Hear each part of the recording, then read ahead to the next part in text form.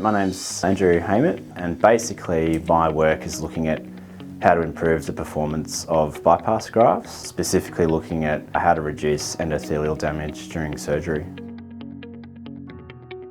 The endothelium is what lines blood vessels. It's a lining essentially, and it's dynamic, it's always changing. It's very important for governing a lot of normal body processes. One of those is preventing blood clots.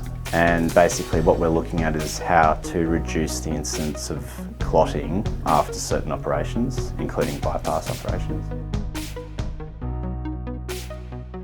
So bypass surgery is used both in heart surgery and in peripheral vascular surgery to restore blood supply to tissues that aren't getting enough oxygen. And a bypass operation is simply creating another route for blood to take to go around that.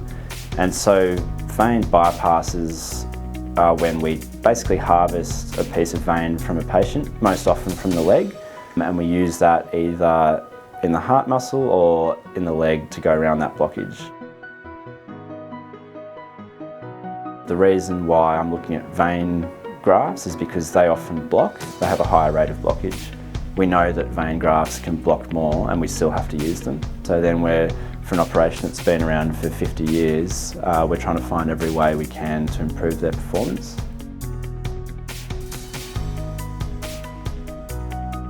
And that usually means an emergency operation at considerable expense to fix that graft, and obviously that patient's at high risk of losing life or limb. And so if we can come up with ways to reduce that happening, that's the basis of my research.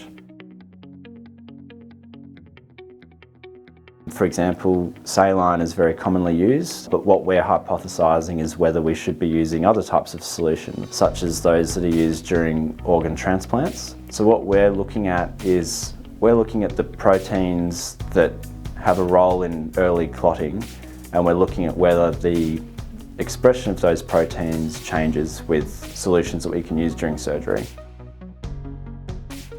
There's been a lot of study into how to protect the heart during bypass surgery, or technical aspects of how we do a bypass, but the actual analysis of proteins in the setting of bypass grafts, that's quite a sort of unexplored territory. And part of the reason for that is that the study of proteins, or proteomics, has really started expanding in the last few years, basically because the software that we have and the ways that we can collect that data have become a lot more high-powered. And so that's basically opened a new series of doors and toolkits, basically, to try and answer these questions.